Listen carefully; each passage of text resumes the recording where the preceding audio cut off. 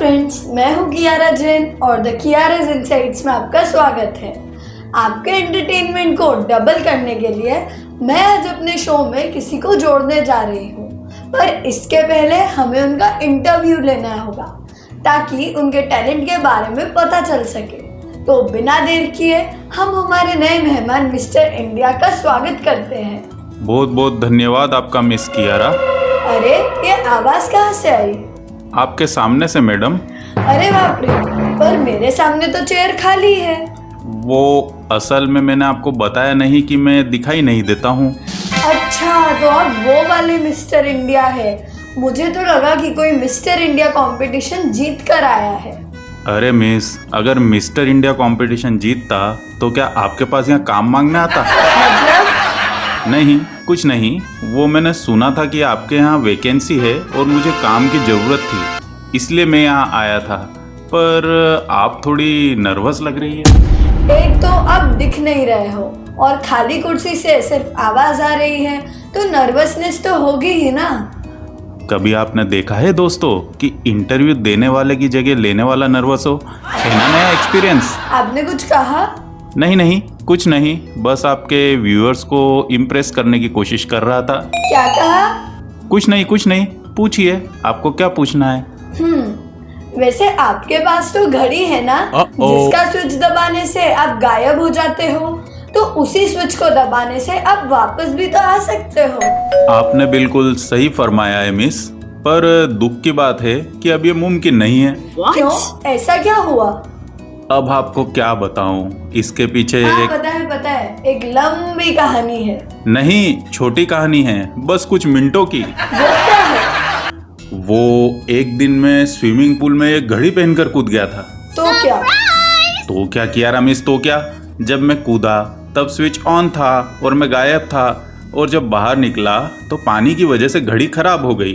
अब तब से मैं वापस ही नहीं आ पा रहा हूँ। यह घड़ी वाटरप्रूफ नहीं थी ना। ओ, सुनकर बहुत दुख हुआ। बात तो ऐसे कर रहा है जैसे शो इसका हो। अच्छा हुआ गायब हो गया, वरना आज मैं इसे गायब कर देती। जो पहले से गायब है उसे और कितना गायब करोगी मिस? वो आप मन में इतना जोर लगाकर सोच रही थी कि यहाँ तक आवाज आ रही थी। अच्छा, एक तो दिखाई नहीं देते, ऊपर से मन की बातें भी सुन लेते हो। मन की बात मैं कैसे सुन सकता हूँ? वो तो किसी और का काम है। हाँ, पर मैं आपके सब्सक्राइबर्स बढ़ा सकता हूँ। आप क्या कर सकते हो, क्या नहीं, ये तो हम बाद में समझ लेंगे।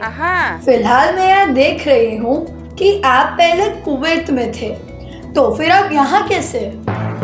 मोगेम्बो तक की कहानी तो सभी जानते हैं। उसके बाद मैं कुवैत चला गया और एक शेख के साथ पार्टनरशिप में तेल का कुआं खरीद लिया। गीली मिट्टी में हल की तरह सब बराबर चल रहा था। गीली मिट्टी में हल? क्या तेल का कुआं खेत में था? अरे कौन है यार, साला 25 लाख का स्टूडियो बना रखा है, पर कॉमन सेंस तो 25 पैसे का भी नहीं है। क्या कहा? नहीं, मैंने कहा कि गीली मिट्टी में हल चलाना मतलब सब अच्छा चल रहा था। बड़ा चालू आदमी है, धीरे धीरे बड़बड़ाकर मेरे व्यूअर्स के सामने मेरी बुराई कर रहा है। मुझे गीली मिट्टी में हल चलाने का मतलब समझा रहा है। हाँ, पता है। फिर क्या हुआ? बस फिर क्या, अभी कुछ दिन पहले उसी रिफाइनरी में शाम को दाल बाटी की पार्टी चल रही थी और मस्त तेल के कुएं से निकले तेल में भजिए तल रहे थे कि अचानक एक मिसाइल आकर रिफाइनरी पर गिरी। और क्या भजिए, आहा, उसका स्वाद तो अभी भी मेरी जुबान पर है। अरे भजिए नहीं, आगे क्या हुआ? होना क्या था, मैं दौड़कर बाहर आया, कुएं से बाल्टियां भर भर कर जो आग बुझाने की कोशिश करी मैंने कि सब कुछ एकदम से जलकर राख हो गया, क्योंकि जल्दी में मैं ये भूल गया था कि कुआं तो तेल का था, इसलिए मुझे छोड़कर बाकी सबका प्रभु मिलन हो गया। और मैं जैसे तैसे यहाँ पहुंचा और अब आपके सामने वन पीस में जीता जागता बैठा हूँ। आपकी कहानी सुनकर तो मुझे सरदर्दी हो गया। अरे इतना ही नहीं, यहाँ पहुंचा तो पता चला कि मुसीबत भी मेरे कंधे पर बेताल की तरह लटक कर मेरे साथ ही आई है।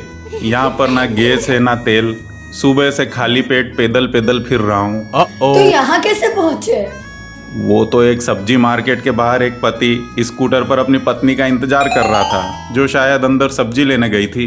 तो आपने क्या करा? मैं तो चुपचाप उसके स्कूटर पर पीछे बैठा और बोला, चलिए जी, जरा द कियाराज इनसाइट्स के स्टूडियो के सामने होकर चलना, मुझे साड़ी की शॉपिंग करनी है। और बस अब मैं आपके सामने हूँ। यह थी मेरी पूरी कहानी। भाई यार, आप तो टू मच हो। मिस, आप पर दाल बाटी और भजिए खाते हुए मिसाइल नहीं गिरी, नहीं तो आप तो 3 मच हो जाती। ओह, थोड़ा संभल कर बोलो। अरे मिस, मुझे भी अपने साथ काम पर रख लो। मैं ऑफिस के काम के साथ आपके घर के भी सारे काम तमाम कर दूंगा। क्या बोले? मेरा मतलब है आपके लिए खाना बनाना, घर की सफाई, स्टूडियो की सफाई और शो की तैयारी की वजह से सर दर्द और थकान होने पर आपके सर की चंपी भी कर दूंगा। प्लीज मुझे रख लीजिए। ठीक है, ज्यादा मस्का लगाने की जरूरत नहीं है। एक काम करिए, आप 2 दिन बाद आइए, मेरे साथ एक शो को होस्ट कीजिए, फिर मैं आपका काम देखकर बताती हूँ कि क्या हो सकता है। फ्रेंड्स, मिस को होस्ट बोल रही है, पर मैं असल में को घोस्ट करूंगा। फिर जबान चलाई। ठीक है मैडम, तो मैं आपको 2 दिन बाद मिलता हूँ। Thank you miss Kiara, good bye. ठीक है, गुड बाय। चला गया। फ्रेंड्स, ये तो गजब का सरखाऊ है, पर सेंस ऑफ ह्यूमर अच्छा है। आप क्या कहते हैं? एक मौका देने में कोई बुराई नहीं है। तो फ्रेंड्स, आपको हमारा आज का ये इंटरव्यू कैसा लगा? ऐसी ही और भी आगे आने वाली इंटरेस्टिंग वीडियोस को देखने के लिए हमारे चैनल को लाइक, सब्सक्राइब और शेयर करें। जय हिंद, जय भारत। फ्रेंड्स, जय हिंद मेरी तरफ से भी। तुम गए नहीं, जाओ यहाँ से।